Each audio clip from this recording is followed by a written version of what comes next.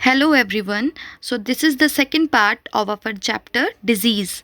In our previous part, we have learned about the health, hygiene and what is the meaning of disease and about deficiency disease and how deficiency disease occur in our body और हम उसको कैसे ठीक कर सकते हैं. आज जो हम पढ़ेंगे वो किसके बारे में है, वो हमारा कम्युनिकेबल डिजीज़ के बारे में है कि कम्युनिकेबल डिजीज़ क्या होते हैं, ये कैसे ट्रांसफ़र होते हैं और इन डिजीज़ को हम कैसे रोक सकते हैं. So first of all, what is communicable disease? Communicable disease are those disease in which the germs are transferred from a diseased person to a healthy person. यानी वो बीमारी जिसमें जो germs होते हैं वो आपके किसी बीमार पर्सन के बॉडी से आपके किसी हेल्दी पर्सन के बॉडी में ट्रांसफ़र हो सकता है. उन डिज़ीज़ को हम क्या कहते हैं? उन डिज़ीज़ को हम कम्युनिकेबल डिज़ीज़ कहते हैं. अब ये जो जर्म्स होते हैं हमारे कम्युनिकेबल डिज़ीज़ के, ये बैक्टीरिया भी हो सकते हैं, ये वायरस भी हो सकते हैं, ये प्रोटोजोआ भी हो सकते हैं. और ये जो जर्म्स हैं ये कैसे एंटर करते हैं हमारे बॉडी में? या तो ये आपके माउथ के थ्रू एंटर करते हैं या नोज़ के थ्रू एंटर करते हैं. ये दो आपके वेज हैं जिससे ये आपके बॉडी में एंटर करते हैं. अब हम पढ़ेंगे कि कितने तरीके, कितने वेज हैं जिनमें ये जो जर्म्स होते हैं ये हमारी बॉडी में एंटर करते हैं और अलग अलग बीमारियां कॉज करते हैं. सो फर्स्ट है आपका बाय डायरेक्ट कांटेक्ट, या फिर कोई जो पेशेंट है, कोई बीमार पर्सन है, उसकी यूज़ की हुई चीज़ अगर मैं यूज़ करती हूँ, कोई हेल्दी पर्सन यूज़ करता है, तो कैसे वो बीमारी उसकी बॉडी में भी आती है. आपके कौन कौन से डिजीज़ हैं? चिकन पॉक्स हो गया, कॉमन कोल्ड हो गया, मिजल्स हो गए, रिंग वॉर्म है, ये सारे आपके वो डिजीज़ हैं जो डायरेक्ट कांटेक्ट में आने की वजह से होता है. ठीक है, जैसे आपका मिज़ल है. मिज़ल क्या है? एक वायरल इन्फेक्शन है और ये कहाँ पे स्टार्ट होता है? ये हमारे रेस्पिरेटरी सिस्टम में स्टार्ट होता है. और इसमें क्या होता है? आपको कफ होगा, बहुत ज़्यादा फीवर आ जाएगा, आपके बॉडी पे रेड रेड रैशेज़ आने लग जाएंगे. ठीक है, आपके गले में दर्द होने लग जाएगा. और ये जो बीमारी है ये एक पर्सन से दूसरे पर्सन में फैलता है. ठीक है, ऐसे ही अगर आपको खांसी हो जाता है या कभी चिकन पॉक्स हो जाता है तो उस पर्सन को अलग रखते हैं ना, बोलते हैं ना कि उसके कांटेक्ट में नहीं जाना चाहिए. क्यों? क्योंकि जो उसके जर्म्स हैं वो स्प्रेड होते हैं, वो एक पर्सन से दूसरे बॉडी में जाते हैं, ट्रांसफ़र होने लगते हैं. इसलिए उन पर्सन से थोड़ी दूरी बना के रखना चाहिए. ठीक है, उनकी चीज़ जो उन्होंने यूज़ की है उसको यूज़ नहीं करना चाहिए. ठीक है, अब नेक्स्ट है आपका कि हमारे जो इन्फेक्टेड फूड होते हैं वो भी आपके बहुत सारे डिजीज़ कॉज करते हैं.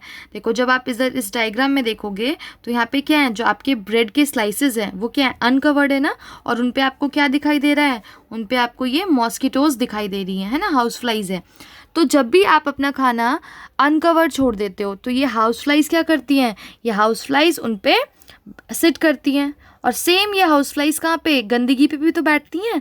तो ये क्या करती हैं? ये कैरियर्स होती हैं जर्म्स की और ये ट्रांसफ़र करती हैं अपने जर्म्स को उन एक्सपोज्ड फूड पे जिन पे ये सिट करती हैं.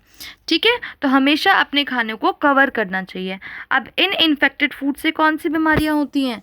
इन इन्फेक्टेड फूड से आपका कॉलेरा होता है, टाइफाइड हो गया, डायरिया हो गया, जॉन्डिस हो गया. ये सारे डिजीज़ आपके इन्हीं इन्फेक्टेड फूड से होते हैं. ठीक है, अब देखो, कॉलेरा है, डायरिया है, जॉन्डिस है, इन सब में क्या होता है? आपके लूज़ मोशन होने लगते हैं, आपको भूख नहीं लगती सही से, आपके बॉडी से वाटर की कमी हो जाती है. जो आपका जॉन्डिस है जिसको हम पीलिया भी कहते हैं, उसमें क्या होता है? आपका जो स्किन टोन है वो कैसा हो जाता है? येलोइश हो जाता है. और उससे क्या पता लगता है कि जो हमारा लिवर है वो प्रॉपरली फंक्शन नहीं कर रहा. कॉलेरा किससे होता है? कॉलेरा एक सीरियस बैक्टीरियल डिजीज़ है, ये एक बैक्टीरिया से होता है. ठीक है, जिसमें क्या होता है? आपके बॉडी का वाटर बहुत ज़्यादा कम हो जाता है, डिहाइड्रेशन हो जाती है हमारी बॉडी में. इनको कैसे रोक सकते हैं? आप बॉइल्ड वाटर पियो, अच्छा कुक्ड खाना खाओ, हमेशा अपने हैंड को वॉश रखो, हमेशा जो भी आप फूड खा रहे हो वो ध्यान रखो कि वो कवर्ड था, वो कहीं अनकवर्ड तो नहीं था. प्लेंटी ऑफ फ्रूट्स खाओ, वेजिटेबल्स खाओ. आपके जो फ्रूट्स एंड वेजिटेबल्स हैं वो क्या हैं? वो sources of vitamins and minerals हैं. एंड आपको पता है ना, जो ये विटामिन्स और मिनरल्स हैं ये आपको क्या करते हैं? प्रोटेक्ट करते हैं बहुत सारी अलग अलग डिजीज़ से. ठीक है, देन आपका आता है through the air we breathe. जिस हवा में हम सांस लेते हैं उससे भी हमारी काफ़ी बीमारियाँ आती हैं। वो बीमारियां कौन सी हैं? वो हैं आपके कॉमन कोल्ड हो गया, कफ हो गया, है ना। ये सारी जो डिजीज़ेज़ हैं ये आपके किससे फैलती हैं? ये एयर से फैलती हैं, ठीक है। अब ये कैसे फैलेगी? अब अगर आप इस पिक्चर में देखोगे तो ये जो लड़का है ये क्या कर रहा है? ये खांस रहा है, तो इसके माउथ से क्या है? ये जर्म्स निकल रहे हैं ना, और यही जर्म्स आपके एयर में स्प्रेड हो गए। और ये जर्म्स क्या करेंगे? जब किसी और हेल्दी पर्सन के बॉडी के अंदर एंटर करेंगे तो वो उसके बॉडी में भी ये डिजीज़ कॉज करेंगे, ठीक है। अब देखो इससे हम कैसे रोक सकते हैं कि जब आपको खांसी आती है या छींक आती है तो हमेशा अपने फेस को कवर करके रखना चाहिए। ओपनली कभी भी खांसना या छींकना नहीं चाहिए। और अगर आपको कभी कॉमन कोल्ड हो गया है, कफ हो गया है, तो प्रॉपर रेस्ट लो, ज़्यादा से ज़्यादा लिक्विड कंज्यूम करो, पानी पियो, अपने घर पे रहो, ठीक है। देन आपका आता है थ्रू इंसेक्ट। किसके थ्रू? हमारे इंसेक्ट के थ्रू। आपके जो इंसेक्ट होते हैं वो क्या होते हैं? जैसे मॉस्किटो है, वो कैरियर्स होते हैं जर्म्स के, वो जर्म्स को कैरी करते हैं, ठीक है। और जब वो किसी हेल्दी पर्सन की बॉडी में बाइट करते हैं तो वो उस जर्म्स को उसके बॉडी में ट्रांसफ़र कर देते हैं, जिससे आपके बहुत ज़्यादा डेडली डिजीज़ जैसे मलेरिया है, डेंगू है, चिकनगुनिया है, इनके होने के चांसेस होते हैं। अब हम इन्हीं के बारे में पढ़ेंगे।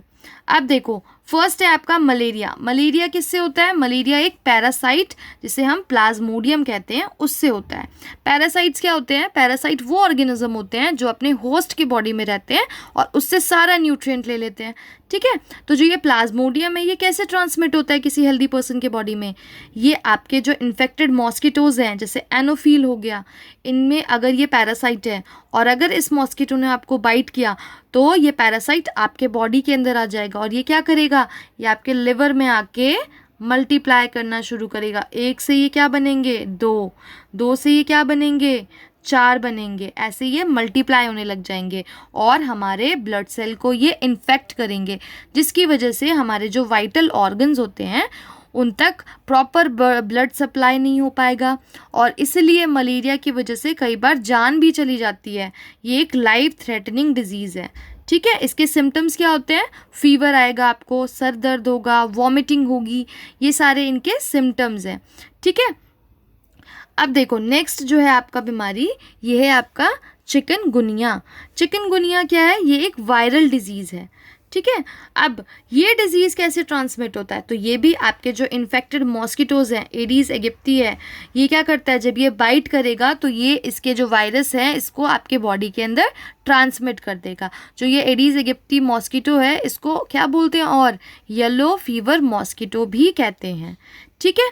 ये क्या करता है? ये ट्रांसमिट करता है चिकनगुनिया को। चिकनगुनिया के केस में क्या होगा? आपको बहुत ज़्यादा फीवर होता है, आपके जो जॉइंट है उसमें बहुत ज़्यादा पेन होता है, ठीक है। अब हम देखेंगे कि इन डिजीज़ से हम कैसे लड़ सकते हैं, इनको कैसे रोकें, ठीक है, इनको ओवरकम कैसे कर सकते हैं।